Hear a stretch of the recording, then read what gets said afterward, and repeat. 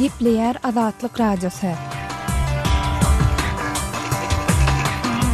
Akşamız hayırlı bolsun gaderli dinleyijiler. Şun 2016-njy ýylyň 15-nji dekabry hepdäniň penşenbe güni habarlar güneligi gepleşigimizde başlaýar. Programmamyzyň esasy bölegine geçmeden ozal günüň täzelikleri bilen tanışy bolan. Olar bilen sizi men Sahra tanışdyrýan.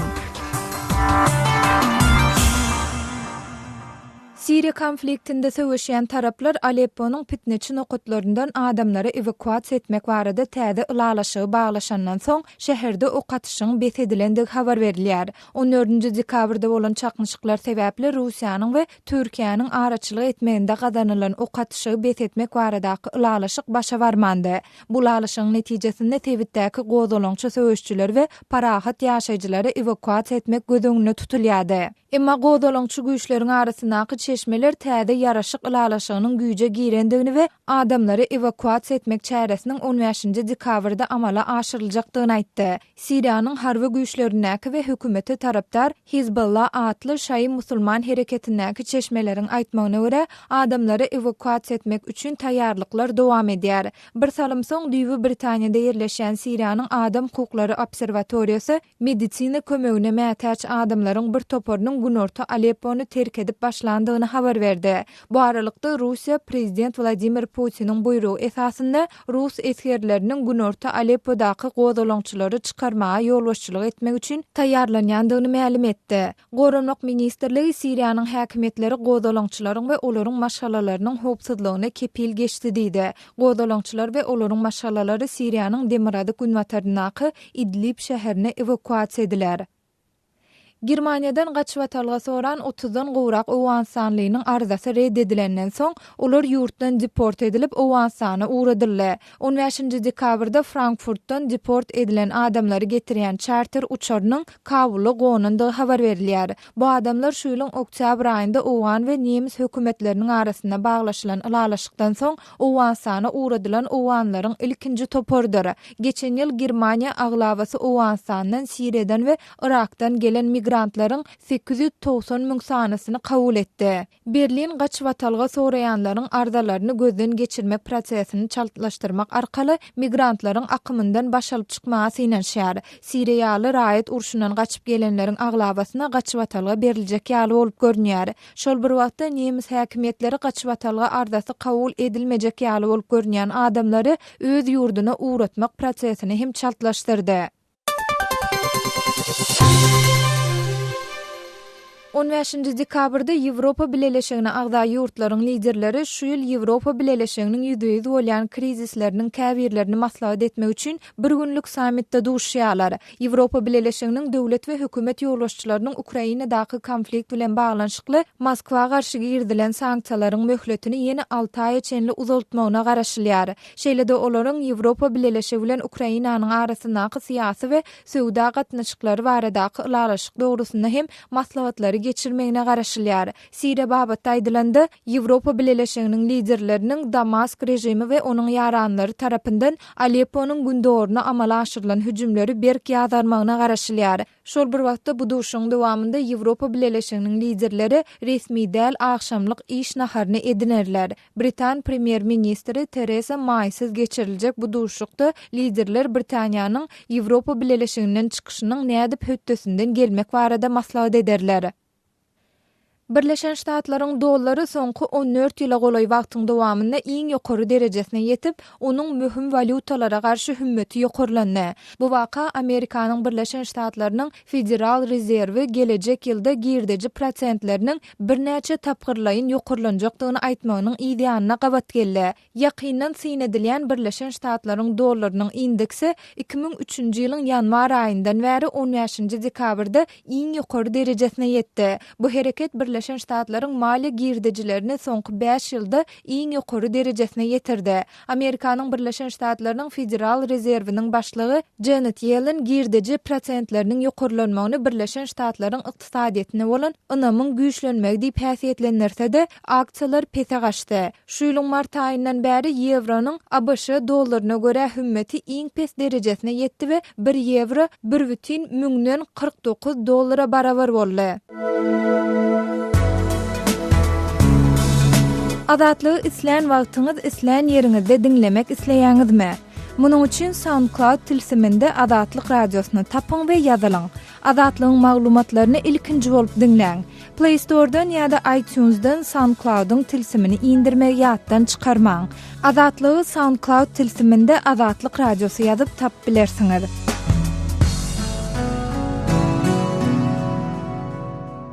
Gepler Adatlyk radiosu. Efirde habarlar günneligi bilen men ýoksan Nurwan.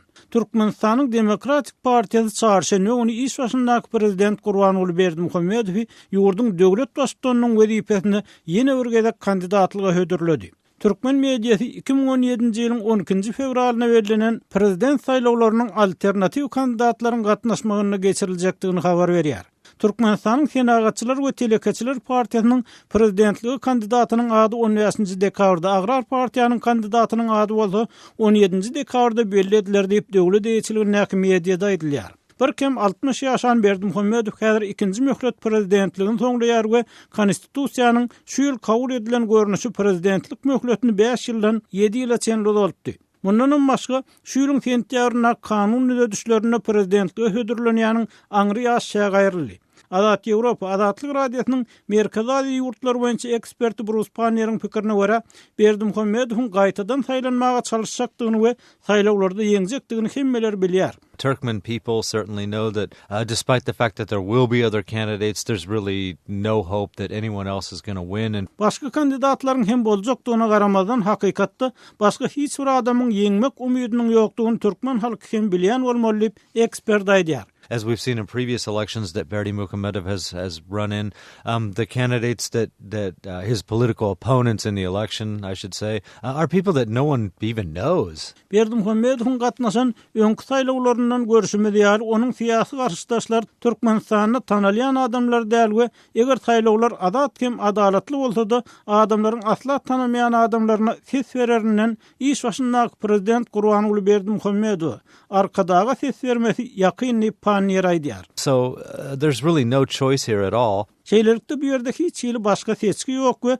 Berdimuhammedow prezident bolmak üçin giýrilen aňry ýaşaýagyny hem aýyrdy. Onsoň biz oňa aýatda diýir bolsa, ýene we ýene gaýtadan prezident saýlanmaga çalışjak adam hükmüne garaýar diýip Panner onuň öz garyndaşlarynyň biri ogly ýa-da agty ornuny tutmaga taýin bolýança häkimetde saklanmaga çalışjakdygyny çaklaýar. We're looking at him for as long as he's alive, he'll just keep running for re-election. Possibly he would stop if there was a time when one of his relatives, his son. Ekspertin pikirçe Berdimuhammedowyň ýurt dolanýarsy tebigaty boýunça kleptokratlyk, ýagny Türkmenistany uly meçherde pul gelip girýär we ol pullar prezidentiň başçylygyny elitanyň eline geçýär. His nature, I mean, he's ruling a kleptocracy. A lot of the money that Turkmenistan brings in is absorbed by the elites, and him certainly first and foremost.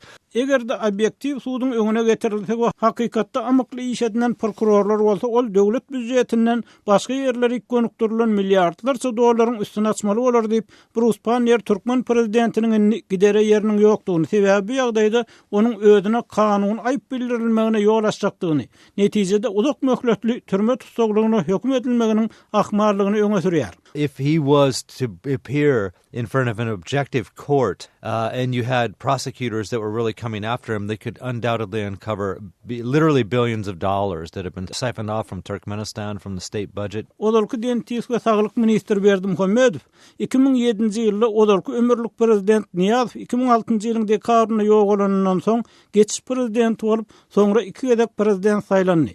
Türkmenistanyň henüýde çenlik halkary gödäwçiler tarapyndan adat we adalatly diýilip ikrar edilen saýlaw geçirilmedi. Öz sebetiňizde bolýan wakalar barada adatlyga maglumat bermek isleseňiz, bize hat ýollaň. Metbuat email bergisi gmail.com. Siz suratlaryňyzy we videolaryňyzy hem ýollap bilersiňiz. Adatlyk siziň şahsiýetiniňizi gizlenlikde saklar. Siz bolan wakalar barada maglumat beriň. Biz hem habar bereriz. Metbuat email bergisi gmail.com. Gepliyer Azatlyk Radiosu habarlar gündeligimizi dowam etdirýäris. Türkmenistanyň prezidentlik saýlawlaryna 2 aýdan az wagt galdy. Ýurdun täze ýolbaşçysyny saýlamak boýunça bu syýasy waka Türkmenistanly sesberjiler nähili seredýärler. Türkmenistanyň ozalky saýlawlarynda iladyň gatnaşyk derejesiniň 90%-dan ýokary bolanlygy ýygyderli yglan edilip gelindi.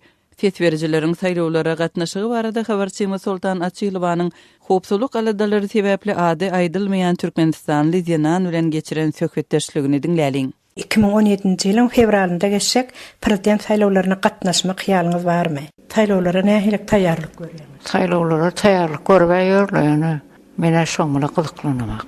Gyzyklanmaly da sebäbi näçe adam kandidat, şoňa prezidentlige kandidat näçe adam öňe çykýar. Häzirki prezident tesberleýärmi, başga täze kandidatlara tesbermek pikir barmy? Öz pikiriňizden.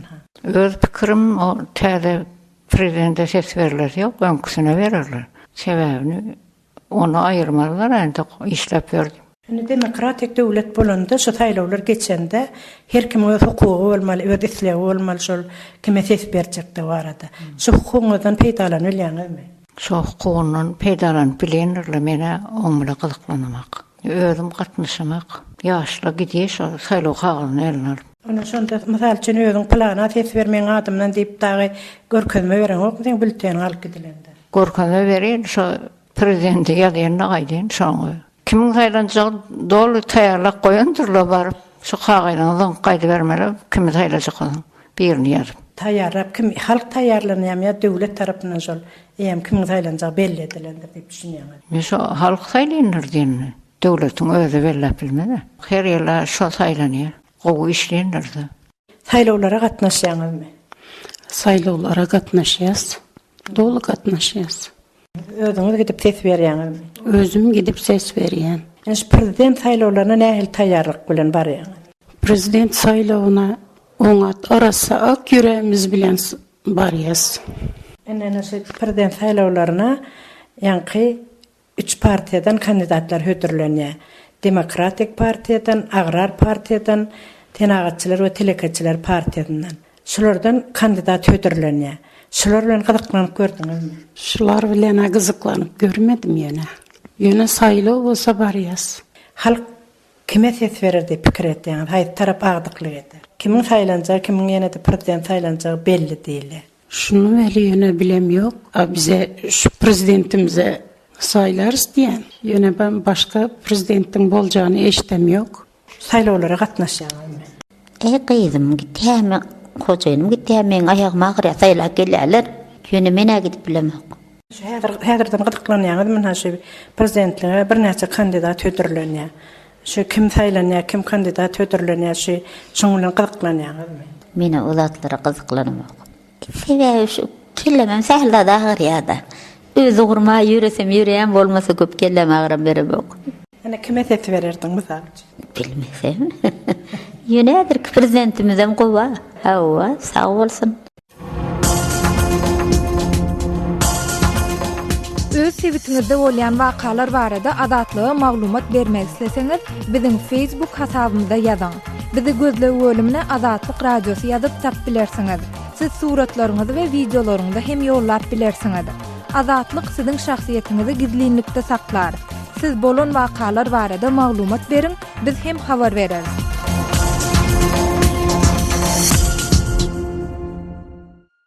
Gepliyer Azatlyk Radiosu. Habarlar gündeligimizi men Gözel Hudaýberdiýewa dowam etdirýän. Germaniýanyň Siemens kompaniýasy Türkmenistan, Awganistan, Pakistan, Hindistan gaz geçiricisini $2,5 milyard möçberdäki garzyň hasabyna awzallaşdyrmagy teklip etdi. The Express Tribune ýeşiriniň proýekt boýunça ygtybarly resmiýlere salgylanmak bilen bu arada ýaýradan maglumatynda şeýle-de Türkmen gazyny Awganistanyň üstünden Pakistana we Hindistana aktarmak boýunça proýektiň guruluşy üçin zerur bolan galan maliýe serişdeleri Birleşen Arap Emirlikleri we Singapur ýaly ýurtlardan jemlemegiň planlaşdyrylýanlygy habar berildi. Maglumatda Siemens kompaniýasynyň gaz geçiricini Türkmen gazy bilen üpçün etmek üçin zerur bolan 9 sany kompressory garz ýasasynda üpçün etjekdigi, Türkmenistanyň kompressorlary Siemens'ten satyn almagy umuman razylyk berenligi, şeýle-de gepleşikleriň ilerki tapgyra ýetip şertleriniň jemlenenligi habar berilýär. Türkmenistan umumy bahasy 10 milliard Amerikan dollary möçberinde ketgitlenýän gaz geçirjeginiň gurulşygynyň mali çykdyjylarynyň 85%-ni üpçün etmäge taýýarlyk bildiripdi. Çykdyjylaryň galan böleginiň proýekte gatnaşýan beýleki 3 ýurdun hatabyna berjay ediljekdigi habar berilipdi. The Express Tribune neşri Türkmenistanyň ýatyrjak maýy goýumlarynyň 51%-ni öz hatabyna we 34%-ni beýleki mali goýujularyň hatabyna üpçün etjekdigini belleýär. Maglumatda gaz geçirjeginiň gurulşy üçin talap edilen 10 milliard dollardan daşary Turwany gaz bilen üpçün etjek galkynyş gaz ýatagyny özleşdirmek üçin hem 15 milliard dollarlyk maliýe serişdesiniň zerurdygy aýdylýar.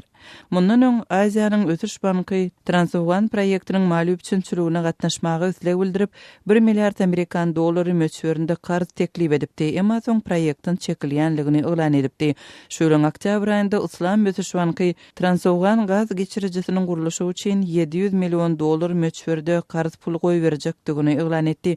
Bu aradaky şertnama karz pul alýan Türkmenistanyň hökümetiniň adyndan halkara ykdysady gatnaşyklar baradaky döwlet bankynyň gol çekenligi habar berilipdi. Transafgan gaz geçirjisiniň gurulşy 2015-nji ýylyň dekabr aýynda başlanypdy. Proýekte gatnaşan Türkmenistanyň, Owganistanyň, Pakistanyň we Hindistanyň ýolbaşçylarynyň arasynda 2010-njy ýylda Şawatda gol çekilen ulalaşygy laýyklykda Türkmenistanyň galkynyş gaz ýatagyndan uğralýan gaz geçirjiginiň 2019-njy ýyl içinde gurulup ulanylşa beriljekdigi aýdylypdy. Türkmenistan gaz geçirjiginiň öz giňişliginden geçýän 214 kilometrlik böleginiň gurulşygyny öz hatabyna amal aşyrýar we onuň 2018-nji ýyl içinde tamamlanjagyny aýdýar. 2016-njy ýylyň iýun aýynyň başynda Türkmenistan gaz geçirjiginiň gurulşygyny maliýeleşdirmek üçin 45 million dollar möçberde pul serişdesini çykarýanlygyny elan etdi.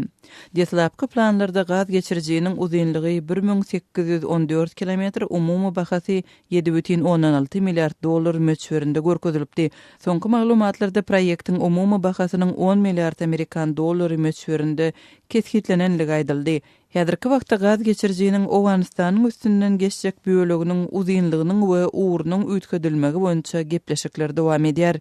Türkmenistanyň Transafgan gaz geçirjisini kompressor abzallary bilen üpçün etmek boýunça Germaniýanyň Siemens kompaniýasy bilen alyp barýan gepleşikleri barada şu ýylyň iýun aýynda habar berilipdi. Türkmenistan bilen strategiki partnerlik barada 2009-njy ýylda dokumenta gol çeken Germaniýanyň Siemens kompaniýasy Türkmenistanyň telekommunikasiýa, newit gaz saglygy saklaýyş we beýleki pudaklarynda millionlarça dollarlyk onlarça proýekti amala aşyrýar.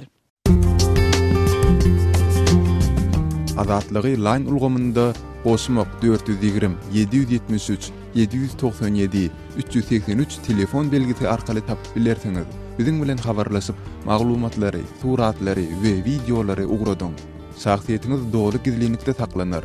Osmak 420 773 797 383.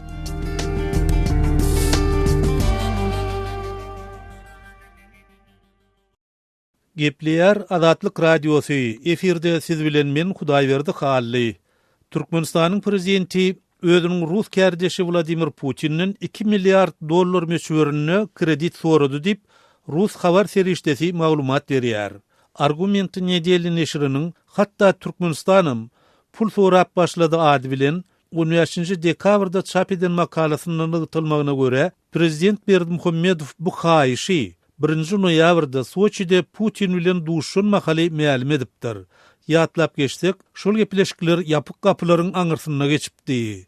Neşir Putiniň bu möçberdäki puly diňe Türkmenistan daşary siýasat we daşary ykdysadyýet bähwitlerinden el çekmeginiň öwüdüni berip biljekdigini ýytaýar. Bu ýerde gep Gazpromyň alýan türkmen gazynyň bahasy şeýlede Türkmenistanyna Rus harbiýetleriniň ýerleşdirilmegi barada gidýär. Umuman bu ulalaşyk Kremliň tutýan ýoluny şeýlede hut Vladimir Putiniň özüniň postsovet giňişligini Moskwanyň agalygyny urnuşdurmak boýunça alyp barýan siýasatyna görä kesgitlenir diýip argumenti nedeli özüniň çaklamasyny orta atýar. Şol bir wagtda neşir Türkmenistanyň Russiýadan 2 milliard dollar möçberinde kredit soranlygy baradaky maglumaty haýsy çeşmeden alyndygyny aýdyňlaşdyrmaýar. Bu barada prezidentiň Soçidäki duşugynyň jemleri boýunça ýaýradylan resmi maglumatda hem hiç zat aýdylmaýar. argumenti nedeli häzir Türkmenistanyny agyr ykdysady ýagdaýlaryň dörenligini, şeýle de ýurdun büdjetini, ulu boşluğun emele gelelini sebäpli Aşgabatyň pul gaýşy bilen Moskwa ýüz tutanlygyny öňe sürýär. Yeri gelenini bellesek, Türkmenistanyň esasy girdici çeşmesi bolan energiýa resurslarynyň dünýädäki bahasynyň gaçmagy fondunda ýurtda harit gytçylygy, adyklaryň telimese gymmatlamagy, aýlyklaryň da ençimi aýlap saklanmagy ýaly nuksanlyklar ýüze çykyp başlady. Soňky hökümet maslahatlarynyň dowamyny Prezident Berdimuhammedowyň özü hem ýurdun dürli pudoklarynyň işleriň netijelerini nägileligini bildirip başlady. Emma muňa garamazdan Türkmenistan häkimeti Aziya 2017 oýunlaryna gawatlap ýurdun büdjetini $1 milyard durýan binalary abadanlaşdyryş işlerini alyp barmagy dowam etdirýär. Şeýle de ýakynda resmi Aşgabat aglawa bölegini çöllük düzýän Türkmenistanyny golf meydançylaryny we deňizde emeli ada gurmak planlaryny hem ma'lum edipdi. Gepleýär Adatlyk radiosu. Habarlar günnelik gepleşigimizi men Sahra dowam etdirýän. Aşgabatly Mehriban Gelneje geçen ay Russiýadan Türkmenistana dolanan mahaly özüniň Aşgabatyň aeroportunyň işgärleri tarapyndan saklanyp hiç hili düşünürüş berilmeden dermanlarynyň we mobil telefonunyň alnandygyny aýdýar. 42 ýaşly Mehriban Gelneje'niň sözüne görä ol şu ýylyň 14-nji noýabrynda Türkmen paýtagtyna dolanýar we Ählidat uçar Aşgabatyň aeroportuny gonandan soň başlaýar. Şonu aeroportuň işgärleri Mehriban Gelneje'den barlyk lentasynyň geçen çimadanyny ýene bir gezek geçirmek soraýarlar we soňra da onu açmagy talap edýärler. Aeroportun işgäri meniň goşlarymy açyp dörüp başlady. İçinden Lukmanyň görkezmesi esasynda alynan dermanlarymy alyp ýene ähli goşumy dökdi. Şol wagt meniň gaptalymda duran başga bir denan işgär meniň el sunkamy sorady we ony dörüp içinden 2 telefonumy çykardy. Soňra da meniň bir telefonumy we dermanlarymy alyp galyp maňa gidiberdiler. Diýip Mehriban aýdýar. Şonu aeroportuň işgärleri Mehriban Gelneje'de Lukman tarapyndan ýazylan resmi hatyň bolandygyna garamazdan onuň ýürek bejergisi üçin niýetlenen güýçli dermanlaryny we iPhone 6s kysymly mobil telefonuny alyp galýarlar. Onuň Sony Ericsson S5i kysymly mobil telefonuny bolsa ýygyna berýärler. Ýeri gelenine bellesek Mehriban Gelneje SN2'de saglyk bejergisini tamamlandy. Oňa Lukman ulanmaly dermanlaryny ýazyp berýär. Onuň aýtmagyna görä bu dermanlary Türkmenistanyny tapmak ören kyn. Bar bolan ýerine de ören gymmat. Şol sebäpli ol Lukmanyň ýazyp beren dermanlaryny şol ýerden satyn alyp gaýdýar. Mehriban Gelneje'niň ogly Agylynyň aýtmagyna görä häzirki wagtda onuň ejesi Aşgabatyň Türk hastahanasynda saglyk bejergisini alýar. Bu ýerde Lukmanlar oňa aeroportda alynan dermanlarynyň şol bir görnüşini gaýtadan ýazyp berýärler. Iň esasy zat Aşgabatdaky Lukmanlarym şol bir dermanlary ýazyp berdiler. Şeýle de bu dermanlary getirmegiň gadagyny barada hiç ýerde hiç hil maglumat ýa-da düşündürüş ýok. Şol bir wagtda ejemiň elini bu dermanlaryň Lukman tarapyndan ýazylan resmi haty, dokument hem bardy. Diýip agalaýdýar. Soňky aýlarda Adatlyk radiosynyň redaksiýasy bilen habarlaşýan käbir türkmenistanylar Aşgabatyň aeroportuny daşary ýurtdan gelýän ýolagçylaryň goşlaryny barlamak işleriniň güýçlenendigini we gümrük işgärleriniň gadagyny diýip käbir gymmatbaha telefonlar we derman serişdelerini saklap galýandygyny aýdýarlar. Daşary ýurtlaryň birine ýokary bilim alýan we Aşgabada ýylda bir neçe ýyl sapar edýän eller daşary ýurtlarda hiç hil problemi ýok. Ýöne Aşgabada bar, bagažyny alyp aeroportdan çykjak bolanynda ynha şol ýerde ähli zat taşlanýar. Bagažyny adyndan 5 sapar barlyk lentasyndan geçirmegi talap edýärler. Soňra da aç diýip goşuny dörüp başlaýarlar. Egerde sizde meniňki ýaly açylmadyk täze gutuda telefon bolsa, ony alýarlar. Düşündürüşi, muny getirmäge ruhsat ýok diýärler.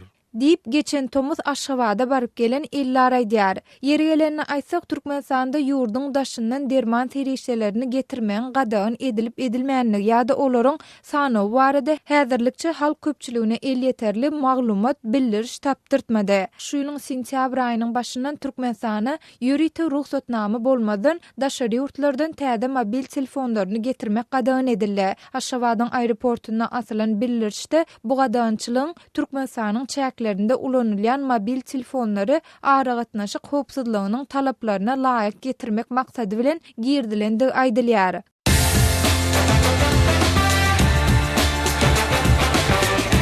Gepleýär Azatlyk Radiosy. Azatlyk Radiosynyň rus dilindäki web sahypasy işläp başlady. Biziň maglumatlarymyzy indi rus dilinde rus.azatxabar.com salgy bilen internetde tapyp bilersiňiz. Дорогие радиослушатели, информация «Радио Азатлык» теперь доступна и на русском языке. Наш сайт на русском – rus.azatxabar.com.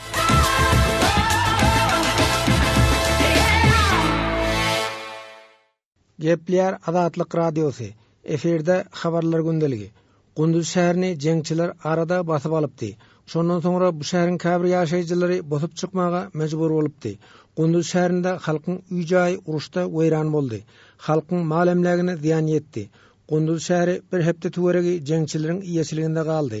Birleşen halkara güýçleriniň arka durmagynda Awgan güýçleri jeňçileri şäherden biraz ýygyna serpikdirdi. Ýöne Gunduz şäherine jeňçileriň ýene wähim salýanyny resmiýlerim tasdikleýär. Şu baradaky reportaj bilen men Şaýmerdan Ulumrady sizi Kabuldan tanıştyrýar. Gunduz welaýatynyň Welayat Geňeşiniň başlygy deputat Emreddin Weliniň aýtmagyna görä, jeňçiler Gunduz şäherine ýene aralaşypdyr. Muhalifin hökümet çor atrafy Gunduz huzurda Tarakaw şahara mahdud bolýan. Gunduz muhasara Talip söwüşçilerine garşy harby operasiýa togtatyldy. Jeňçiler Gunduz şäheriniň 4 tarapynda hereket edýär. Gunduz şäheri döwlet garşydaşlarynyň gabawynda galýar. Şäheriň ilaty jeňçiler ýene hüjum eder diýip gorkuda ýaşaýar. Jeňçilere garşy görüş üçin Awgan güýçleri çäre görmeýär diýip deputat nägelelik bildirdi. Gunduz welaýatynyň 9 etrapy bar. Welaýatyň etraplarynyň hemmesinde hem jeňçiler ýerleşipdir. Gunduz welaýatynda daşary ýurtly militanlaryň hem hereket edýändigini resmiýler habar berýär. Gunduz welaýatynda jeňçileriň harby turgullaşyk merkezleri bar diýip resmiýler ma'lum edýär. Yerli Geňeşiň agzasy deputat Kemaleddin Sapi Gunduz şäheriniň mahallelerinde talip ýaragylarynyň bardygyny aýtdy. Jeňçileriň halkyň malemlegini talap alýandygyny deputat bildirdi. Gunduz welaýatynyň territoriýasynyň 80%-dan köprägine jeňçiler ýeçilik edýär. Döwlet resmiýetleri öz howpsuzlygyna üpçün edip bilmeýär. Gunduz welaýatynda durly ýeragly topar hereket edýär. Jundullah we Hizbut Tahrir adly toparyň jeňçileri hem Gunduzda ýerleşdi. Gunduz welaýatynda merkezi ýaly militanlaryň bar diýip deputat Kemaleddin Sapi bellidi. Gunduz welaýatynyň 6 etrabynda we Gunduz şäherinde türkmenler hem kowşum bolup ýaşaýar. Gunduz welaýatynyň 3 etrapy Täjikistan bilen çäkleşýär. Gunduz welaýatynda barýan ýagdaýdan Täjikistan izgiderli hawatyrlanma bildirýär. Ýöne Gunduz welaýatynyň häkimi Esadullah Omarxil talip militanlaryny Orsiýetiň Täjikistan arkaly ok ýarag bilen üpçün edýändigini dawa etdi. Gunduz welaýatynda ýerleşen jeňçilere Orsiýetli harby hünärmenleriň harby urdan tälim berýändigini häkim öňe sürdi. Orsiýetiň Kabuldaky elçisi Aleksandr Manteski hem Orsiýetde ýasalan ýaraglaryň talip söwüşçileriniň eline düşen bolmagynyň ahmaldygyny dile getirdi. Hormatly dinleyijiler, şunuň bilen habarlar günneligi gepleşigimizi geçirip gutarýar. Saatlar kesmeden soň programmamyzy gaýtadan ýazgyda dinläp bilersiňiz.